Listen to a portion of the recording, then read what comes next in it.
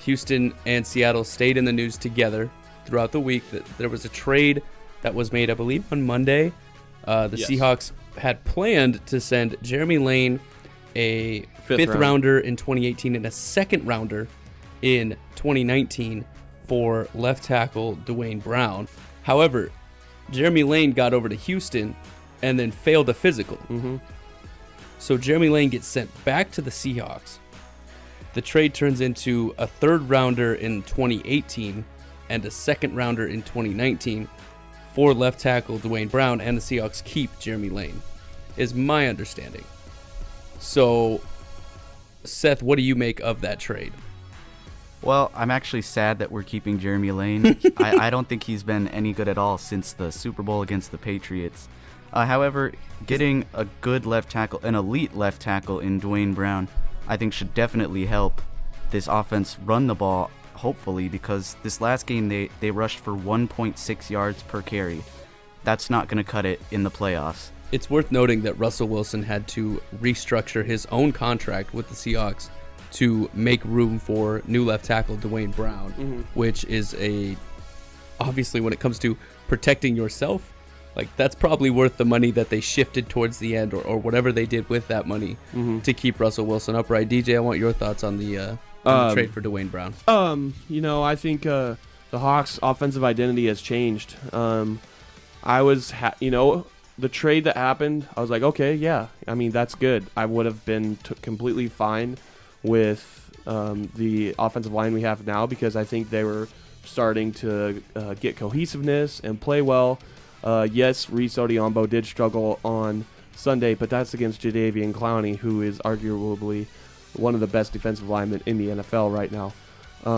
I do think their offensive identity, like I said, has changed. They're not a run-first team anymore. It's more of a balance than a power run pro-style system. You still need to try and establish that running game. You can't just completely go away from it because that ultimately sets up the passing game. So I am happy with the trade, but like I said, I would have done without it too. We have to get to a break sometime soon, but I'm going to keep asking questions.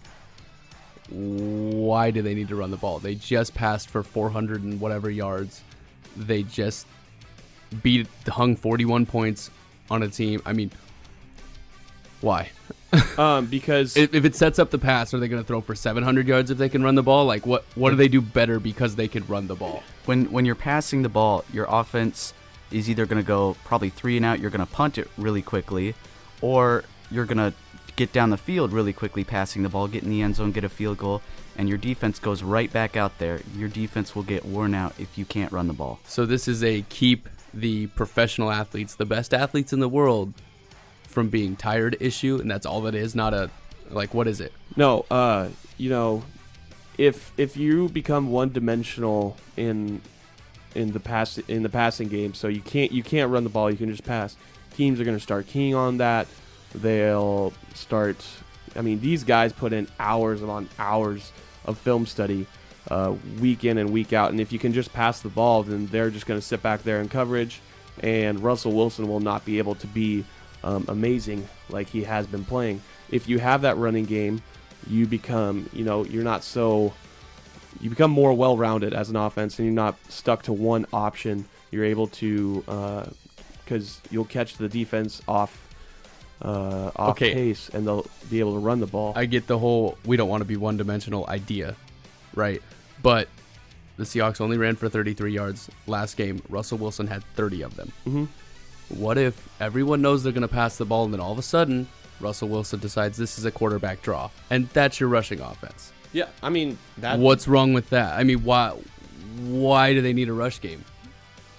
I obviously know why, but if you're going to hang 400 passing yards on a team and 41 points, I think you're doing all right without the rushing game. Yeah, but I would say that those 452 yards, you won't see those numbers week in and week out because of the one-dimensional of the offense. We'll see. You see it in college, but that's because everybody's fast, everybody's strong in the NFL. Where college, you have a bigger, performance gap with those athletes, and so we'll talk about athletes. You got Jimmy Graham, the biggest dude on the field that is going to be a skill position threat, right? Cool. Yeah. He can beat a matchup, right?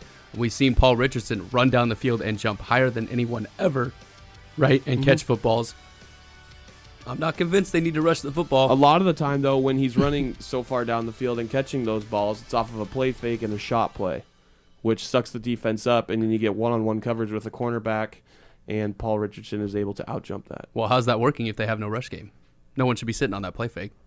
DJ, what is happening? Because no one needs to run the football. Because they're honoring the running game. The Hawks. They're honoring the running game they don't have. That doesn't make any sense. You don't see any teams in the NFL who merely pass every single time. Even the Patriots, for that example. You will.